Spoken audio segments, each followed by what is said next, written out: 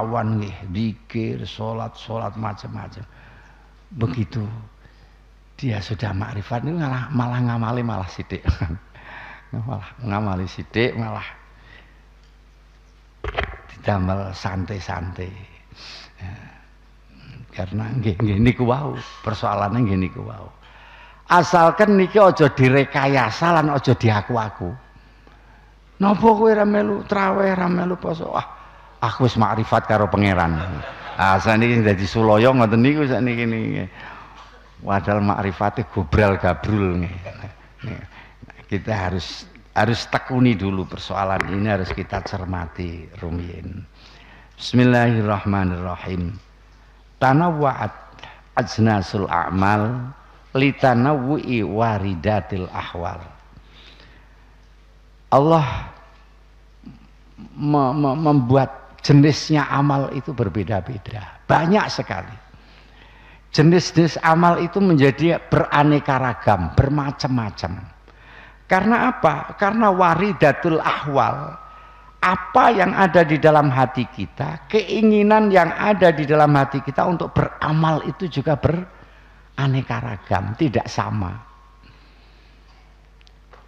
Amal ini kan enten salat, enten poso, enten haji, enten umroh, macam-macam, enten zikir, macam-macam. Napa kok digawe macam-macam dening Allah Subhanahu wa taala? Karena beraneka ragamnya warid, sesuatu yang ada yang mempengaruhi hati kita, yang mempengaruhi spiritual kita di dalam hati ini berbeda-beda. Orang niku kadang-kadang ngibadah nganggo sholat gak nyambung, sulit nyambung. Tapi kalau ibadahnya itu dengan puasa baru nyambung. Kadang-kadang orang ibadah dengan puasa tidak nyambung, dengan sholat nyambung. Orang itu zuhud, senengi ra karuan. Ada orang itu qanaah, senengi ra karuan. Nah, niku perbedaan-perbedaan niku sesuai dengan warid, sesuatu yang datang yang mempengaruhi hati kita. Semuanya itu baik. Bahkan Mbah Kiai mengatakan, jika kamu beramal, sesuaikanlah dengan keinginanmu. Mana yang sekiranya kamu itu mantep, mana yang sekiranya sampean niku seneng begitu. Seneng amal dengan ikhlas tentunya. Nanti mboten-mboten badhe pertentangan kalian makalah yang akan datang tidak. Sama nih dulu wali niku rumah sampean sami. Mboten sami. Enten sing wali niku manggone teng masjid salat terus enten. Ben memang waridatnya kayak begitu. Apa yang mempengaruhi hatinya seperti itu. Allah menyediakan, Allah melayani. Sing penting pengabdianmu kepada Allah dengan cara bentuk apapun silahkan. Nah kata sing ngaten niku. Ana wong sing senenge niku sedekah. Rasane niku mantep sedekah, karena dawuh ulama nek sedekah iku mangke satu amal yang tidak perlu ada seleksi dari Allah. Amal-amal yang lain, sholat dan lain sebagainya, kalau kita lakukan diseleksi dulu oleh malaikat amal iki ana campurane ora. Tapi kalau sedekah asal tidak ada riya niku langsung ditompo oleh Allah, menolong langsung ditompo oleh Allah. Dia hatinya tertarik dengan itu sehingga senengane sedekah, jamaah ora patiya sregep, poso Senin Kemis ora patiya sregep. Yo ben ana wong sing seneng posone Senin Kemis terus.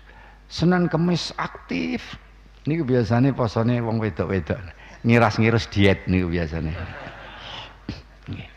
Iya ya biar. Karena warid yang ada dalam hati itu puasa. Mila wakno sesuai kalian warid yang datang kalian, keinginan yang ada. Berbeda-bedanya jalan itu tidak berarti berbeda-bedanya maksud. Maksud bisa satu tapi jalannya berbeda-beda. beda. Jangan lantas kita mengingkari orang, wong kok ora tahu ndres Quran misalnya. Karena sampean ndres Quran terus senengane ndres Quran. Sementara teman jenengan mboten seneng ndres Quran. Tapi senengnya poso Senin Kemis. Biarkan, sampean nggak usah moyoi. Wong waridnya dia seperti itu. Sama ndak usah maksakan, aku senengin ndres Quran, tak paksane aku tak poso Senin Kemis, ora usah. Malah rada digawean nih malah.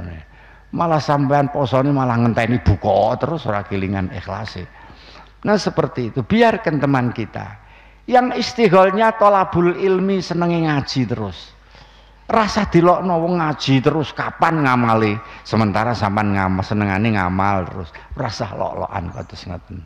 Sebab semua itu muncul berdasarkan warid sampean. Sampean kira-kira nggih ngoten kok. Sampean ngoten tak kira sami mawon nggih. Yang penting di dalam setiap waktu kita jangan kosong dari amal. Jangan ada kekosongan kita beramal. Kita jangan mengganggu amalnya orang lain. Jangan mengklaim paling apik iku aku, paling apik ngamalku. Apa bae mboten saged. Paling apik iki wong ngaji. Wong mulang paling apik mboten kena. Engko wong tarekah muni paling apik ya tarekah. Ora tarekah bahaya. Mengko wong sing alis dekalah kowe tarekah, kowe ngaji nek wong-wong do fakir. Kowe dituntut karo Gusti Allah, mula aku wong sugih, aku gelem, aku sing membiayani, aku yang menyantuni. Gak usah lolokan kayak begitu. Jalan menuju kepada Allah bisa berbeda-beda, tapi tujuan kita satu. Jadi sampeyan aja ana wong wis ngaji hikam kok moyoi kancane mboten. Ampun enten krana ibadah yang berbeda. Semuanya sama kalau memang benar-benar dilakukan lillahi ta'ala. Terus ngeten niku. Mula nggih sampean nek ndelok para wali-wali Allah niku beda-beda. Enten sing senengane sembayang terus. Enten sing ora sembayang tapi dia zuhud sekali. Kalau dunia itu benci tapi sembayangnya rapati nemen. Dia wirai sekali, sangat menjauhi dari perkara sing subhat. Tapi ngibadahe ora patya, ngibadah madhae ora patya sregep. Ya ben kowe yo sregep sembayang deres Quran tapi nyenggol rono nyenggol ngene, padha bae. Nah, ada yang poso terus, ada yang napa menika salat terus. Biarkan ada yang dakwah terus. Itu memang sesuai dengan waridatil ahwal. Jadi berjenis-jenisnya amal, beraneka macam ragamnya amal, karena beraneka ragamnya warid yang datang di dalam hati orang tersebut atau keadaan spiritual yang ada pada hati orang tersebut. Semuanya baik, karena itu bagian daripada jalan menuju kepada Allah. Sama nate krungu ngerti ini kok jalan, banyak jalan menuju Roma tok ngerti ini. Banyak jalan juga menuju surga. Sampan saking ora isane ngamal iji akeh. Sabar niku ngamal malah sing pol-polan. Sampeyan wis kon piye, kon sembayang tenang piye, kon zikir tenang piye, diamuk bojo terus sabar. Niku amal niku. Jadi jangan kosongkan waktu kita dari amal sekecil apapun. Bismillahirrahmanirrahim. Al-a'mal suwarun qaimah wa arwahuha wujudu sirril ikhlas fiha. Amal itu ibarat bangunan yang tegak, bangunan yang kokoh, dan rohnya bangunan yang kokoh itu adalah wujudu sirril ikhlas, atau nilai ikhlas di dalam amal itu. Sampan melihat sebuah bangunan ringkih peot-peot, karena apa? Karena di situ ada sesuatu yang kurang pas. Enten sesuatu yang kurang pas. Apa mure onderdile mure durung dipasang, apa pondasine kurang kuat, mulakno gampang doyong, meot-meot. Amal juga seperti itu, seperti asbah, seperti sesuatu yang bersifatkan wadak niki. Nah, kalau sampean akan melihat amal itu menjadi tegak, menjadi kuat, ini harus dijiwai dengan sirril ikhlas. Dengan ikhlas ya sir itu, dengan sir itu ikhlas itu. Nah niki, mari kita introspeksi, kita koreksi diri kita sendiri. Amal kita itu sudah tegak atau belum? Amal kita itu sudah diberi ruh ikhlas atau belum? Kalau tidak ya mboyak bayik, amal kita itu mboyak bayik. Mila mari kita tegakkan amal-amal kita itu dengan meningkatkan ruhul ikhlas atau dengan meningkatkan sirrul ikhlas. Ikhlas ini macam-macam. Didawakan Mbah Kiai, ono ikhlase wong ahli ibadah biasa. Ikhlas yang paling rendah niku nggih amale aja kelebon riya, baik itu riya sing cetha atau riya khafi, dan jangan dimasukkan kepentingan pribadi, kepentingan nafsu. Niku jenengane amal sing ikhlas. Sing dikatani paling ndek. Subhanallah, nek kalau sampean ningali niki sepertinya tidak pernah ada amal kita yang ikhlas. Jadi amal ikhlas itu bertingkat-tingkat. Ikhlasnya orang ahli ibadah. Di sini Mbah Kiai menempatkan urutan ini yang paling rendah adalah selamatnya amal itu dari riya. Riya itu dari pamer, apalagi sampai ujub. Dari riya, baik riya itu sing cetha riya atau riya niku sing ora ketara. Enten to riya khafi kalian riya jali. Kadang-kadang kalau sampean ngerti secara lahir tidak riya, tapi dalam hati sampean masih tersimpan riya. Misalnya sampean memberikan sedekah, sampean lalekno kepada orang. Suatu ketika orang itu menyakitkan sampean kelingan orang ngerti dikai wong malah niki sampean niki enten riyake niku, tapi ora ketara. Sampean ngerti, kula ngaji ngeten iki ana riyake. Kula ngomong mboten enten riyake. Mboten enten riyake. Wis awit biyen aku ya ngene iki. Kok tampa cek ora kok tampa. Diseneni wong wedok cek ora senani wis ngene iki aku ngaji. Tapi pada suatu ketika tiba-tiba ada orang mengkritik saya, mencaci saya. Hatiku kok serik. Itu berarti masih ada sisa-sisa riak di dalam. Angel dan niku kan. Sampeyan saged amal ngeten niki sing betul-betul itu karena Allah. Kita lepas, begitu kita amal itu adalah karena Allah, kita mencari pahala Allah, kita lari dari siksa Allah, semuanya disanatkan kepada Allah. Niku masuk dalam bagian ikhlas, tapi ikhlas yang dalam tingkatan rendah. Kita masih mengakui bahwa amal itu dari kita, tapi karena Allah, untuk Allah, agar dapat surga, agar selamat dari niku ikhlas, tapi ikhlas yang tingkat ndek-ndekan. Ada ikhlasnya muhibbun. Ikhlasnya orang yang mencintai Allah. Dia beramal untuk mengagungkan Allah. Karena Allah itu harus diagungkan. Harus dipuji atas pemberiannya kepada kita semuanya yang tidak henti-hentinya. Tidak mengenal kita taat atau tidak, tetap kita diberi oleh Allah SWT. Maka kemudian kita beramal ikhlas karena keagungan Tuhan, tidak karena pikiran apa-apa. Tidak mencari pahala, tidak takut pada siksa.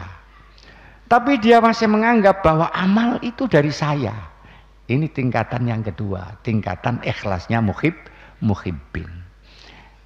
Rabi'ah Al-Adawiyah pernah mengatakan begini, ya Allah, saya ibadah pada kamu tidak karena takut nerakamu dan tidak karena ingin masuk di surgamu, ibadah saya itu semata-mata karena mengagungkan datang kamu, dan karena kamu Gusti itu zat yang hak diagungkan. Saya tidak pamrih apa-apa. Tapi ini masih kurang. Karena apa? Karena Robi'ah Al-Adawiyah masih menisbatkan amal itu pada dirinya. Ini masalahnya. Tapi sudah kelas bagus. Zaman kula wis ora iso. Yang paling bagus lagi adalah ikhlasnya orang yang makrifat. Ikhlasnya makrifat itu sudah tidak merasakan kalau saya ini amal. Saya bisa sembahyang itu akan karena kekuatan Allah, karena kehendak Allah. Tidak mikir sama sekali kepada ini adalah karya saya, sama sekali. Tidak ada haulan, tidak ada kekuatan. Maka dia beramal, tidak beramal kecuali amalnya itu dengan Allah, dengan kekuatan Allah, dengan pertolongan Allah. Tidak pernah dia berpikir beramal karena usaha saya, ikhtiar saya. Saman beda ke. Beda ini tipis nih.